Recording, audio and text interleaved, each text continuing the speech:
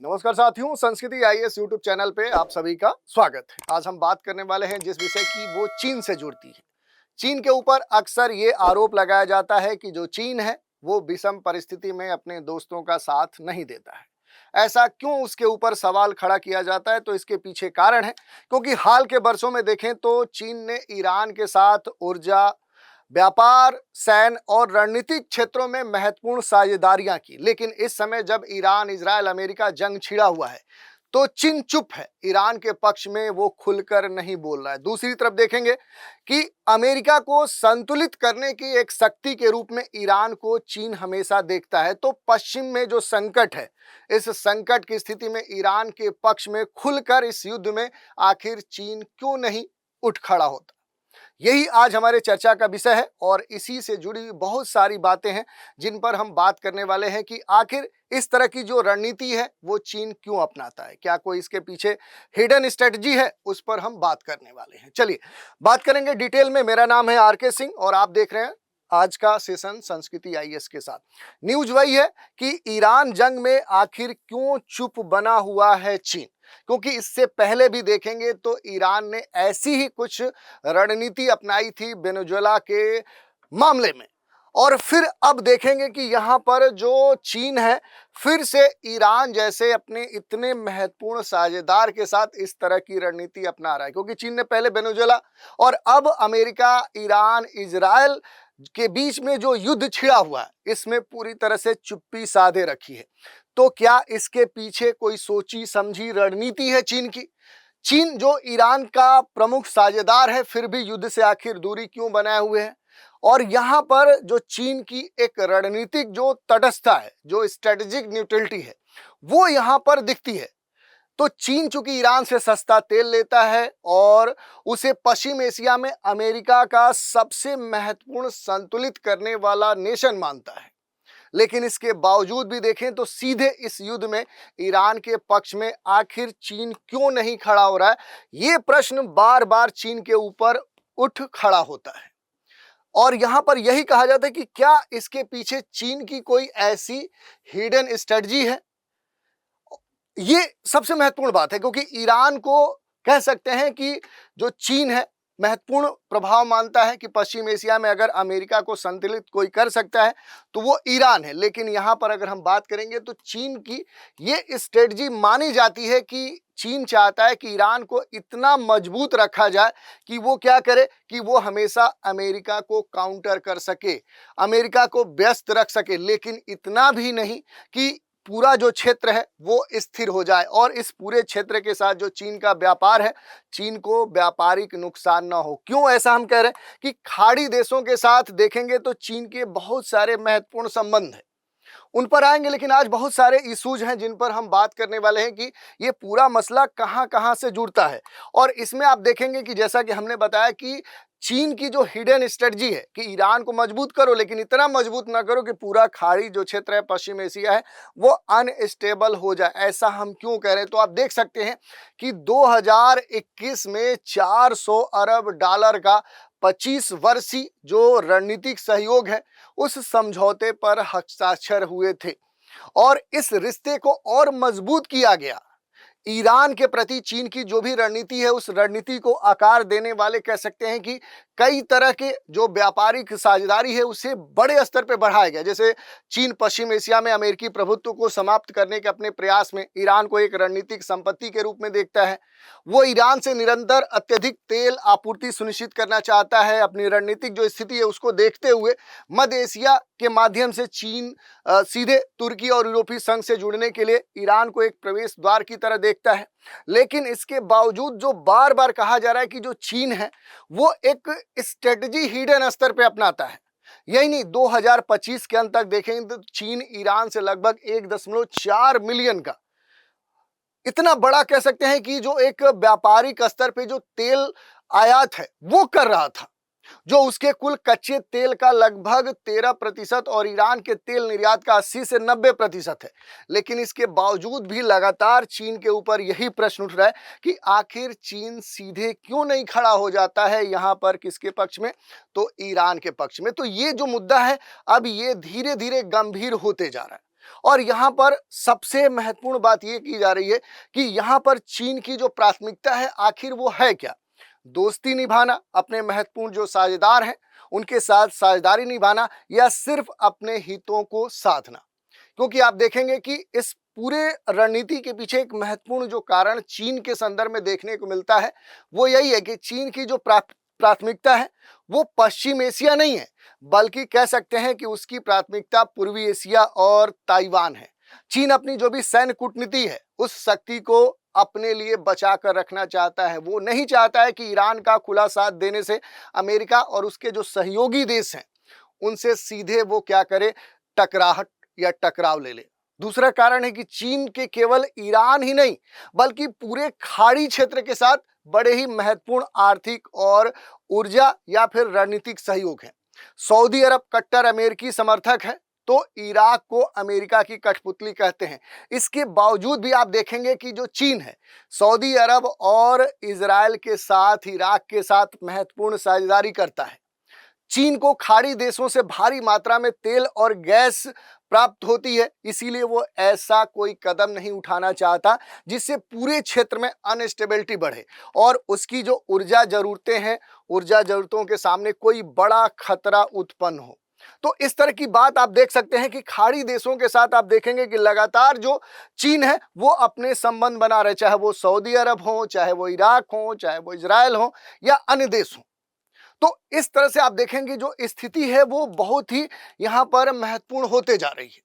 दूसरी तरफ देखें तो चीन इस पूरे स्थिति का रणनीतिक जो अवसर है उस रूप में भी देखता है कि अगर अमेरिका लंबे समय से देखें तो इजराइल, ईरान और अमेरिका वाले जंग में अगर इन्वॉल्व रहता है तो इससे क्या हो सकता है कि उसके पश्चिम एशिया में उलझा रहने से उसके ऊपर आर्थिक और जो सैन्य दबाव है वो बढ़ेगा और इससे उसका जो ध्यान है वो इंडो पैसिफिक रीजन पर क्या होगा, कम से कम होगा। और इससे चीन को अपनी जो स्थिति है वो इंडो पैसिफिक रीजन में मजबूत करने में मदद मिलेगी और अंतर्राष्ट्रीय स्तर पे जो भी प्रभाव है वो प्रभाव बनाने में उसे मदद मिलेगी। खास तौर पे देखेंगे साउथ चाइना वाले सी वाला जो पूरा क्षेत्र है, जो एक तरह से कहें तो ऐसा एक एनर्जी वाला सोर्स है, एक ऐसा ट्रेड ट्रांसपोर्टेशन रूट के दृष्टिकोण से महत्वपूर्ण क्षेत्र है जो दुनिया के लिए सबसे अहम हो जाता है। और इस क्षेत्र पर चीन का लंबे समय से ये मकसद है कि यहाँ पर हम अपने प्रभुत्व को स्थापित करें और इसी कारण से देखेंगे तो इस पूरे क्षेत्र में जो चीन है वो अपना एक राजनीतिक मैप है वो हमेशा स्थापित करना चाहता है, जिसे 9 डैश लाइन कहते हैं, जो हमेशा विवादों के बीच में रहा है और इसे अंतर्राष्ट्रीय समुदाय एक्सेप्ट नहीं करता है।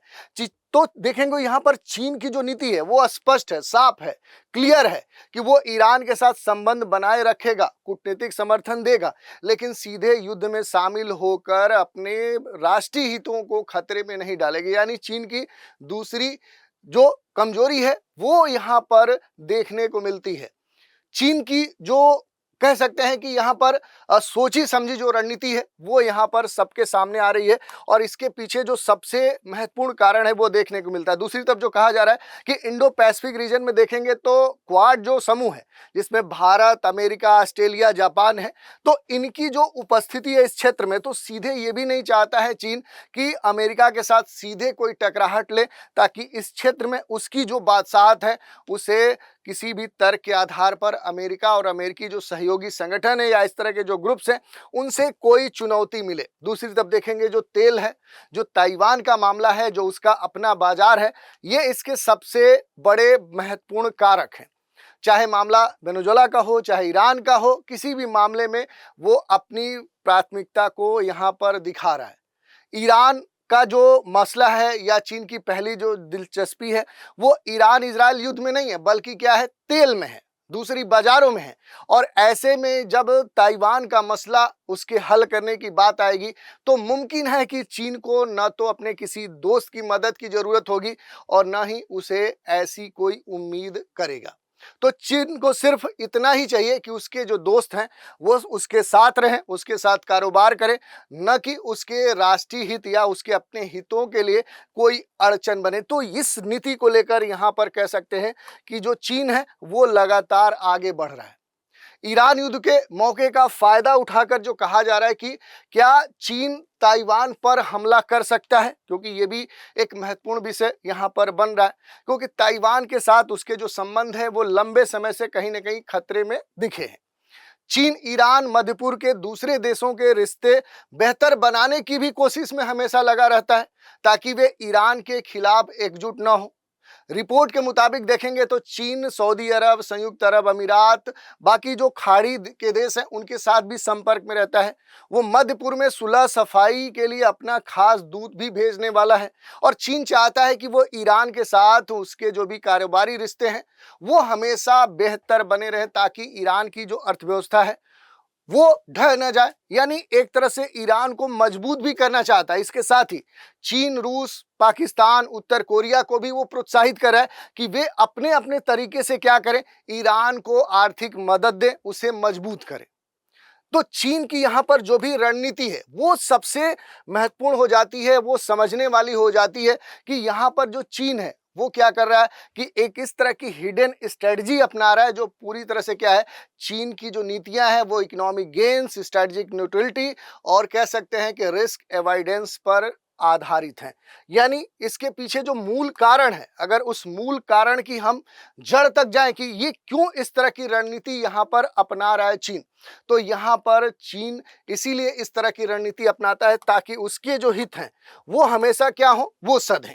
और यहाँ पर सबसे महत्वपूर्ण बात यही देखने को मिल रही है कि चीन की जो स्ट्रेटजी फाइनल होती है वो क्या होती है कि हम कैसे भी क्या करें, इकोनॉमिक गेन करें। ये देखिए, इकोनॉमिक गेन पर वो काम करता है। इकोनॉमिक गेन करने का मतलब क्या है कि वो अपने ऊर्जा हितों को हमेशा सुरक्षित रखना चाहता है, जो उसकी सबसे बड़ी जरूरत है। जैसे एशिया के जो देश हैं, चाहे वो भारत हो, चाहे चीन हो, चाहे जापान हो, ये ऊर्जा के संदर्भ में देखें तो इनके यहाँ किल्लत है। ये अपनी अधिकांश जरूरत की जो ऊर्जा है वो बाहर के देशों से मंगाते हैं। जैसे भारत ही अपनी 80 से 85% जो ऊर्जा जरूरतें हैं वो बाहर के देशों से मंगाता है, आयात करता है, जिसमें 60% तक भारत खाड़ी देशों से क्या करता है, ऊर्जा संसाधन प्राप्त करता है। ठीक वैसे ही चीन की स्थिति है। और बाकी स्तर पे देखेंगे कि जो चीन है खाड़ी के बाकी देशों के साथ तो वो एनर्जी है, बाकी साझेदारी करता ही है, ईरान के साथ सबसे बड़ी उसकी साझेदारी है। तो पहले क्या करना चाहता है कि जो चीन है वो ईरान के साथ अपने संबंधों को बेहतर करना चाहता है, बाकी देशों के साथ भी बेहतर करना चाहता है, लेकिन सीधे अमेरिका से टकराव नहीं लेना चाहता है। दूसरी बात, तो जो स्ट्रेटेजिक न्यूट्रलिटी है, एक कह सकते हैं रणनीतिक जो तटस्थता है कि जो चीन है वो सभी के साथ अपने संबंध बेहतर करना चाहता है ताकि ईरान के खिलाफ सभी एक साथ मिलकर कोई एक्शन न ले। दूसरी तरफ देखें कि उसकी जो ऊर्जा जरूरतें हैं वो बाधित ना हो। और तीसरा, अमेरिका से सीधे टकराव नहीं ले रहा है कि किसी भी मामले में अमेरिका उसके खिलाफ खड़ा हो। और तीसरी बात कि कोई भी रिस्क ही नहीं वो लेना चाहता है, रिस्क को अवॉइड करके चलता है, वैश्विक शक्ति संतुलन में अपनी स्थिति मजबूत करना चाहता है ताकि दुनिया ये माने कि हाँ, चीन का प्रभुत्व, चाहे वो इंडो पैसिफिक रीजन हो, चाहे वो बाकी खाड़ी के या पश्चिम एशिया के जो देश हैं उनके साथ बेहतर है। तो ये एक रियलिस्टिक जो फॉरेन पॉलिसी है, उस फॉरेन पॉलिसी को आधार बनाकर चीन क्या कर रहा है, इस समय रणनीतिक चाल चल रहा है और अपनी जो स्थिति है वो इंडो पैसिफिक रीजन या कह सकते हैं कि दुनिया में अपनी प्रभुत्व वाली इमेज जमाना चाहता है। तो इसी कारण से कह सकते हैं कि चीन इस तरह की रणनीति अपनाता है जिस पर हमने बात की। तो ये पूरा न्यूज़ था। इसके अलावा एक महत्वपूर्ण सूचना आप सभी के लिए है। ईद फेस्टिवल के अवसर पे संस्कृति आईएएस आप सभी के लिए एक महत्वपूर्ण ऑफर लेके आया है। आईएएस-जीएस जो फाउंडेशन कोर्स है, इसके लिए जो बैच है ये 23 मार्च को सुबह 11:30 बजे स्टार्ट हो रहा है। स्पेशल डिस्काउंट भी है। ऑफलाइन जो भी कोर्सेज होंगे उन पर 20% की छूट दी जा रही है। और ये जो छूट है ये संस्कृति आईएएस के दोनों जो सेंटर है, दिल्ली और प्रयागराज, दोनों शाखाओं पर अवेलेबल है। ऑनलाइन जो कोर्सेज है उन पर अप टू 75% का डिस्काउंट दिया जा रहा है। इसके अलावा 10% का और एक्स्ट्रा डिस्काउंट दिया जा रहा है। और ये जो ऑफर है ये कब तक वैलिड है? 20 मार्च 2026 तक वैलिड है। अन्य जो कोचिंग के विद्यार्थी हैं उनके लिए ऑफलाइन कोर्सेज में विशेष सुविधा दी गई है, छूट दी गई है।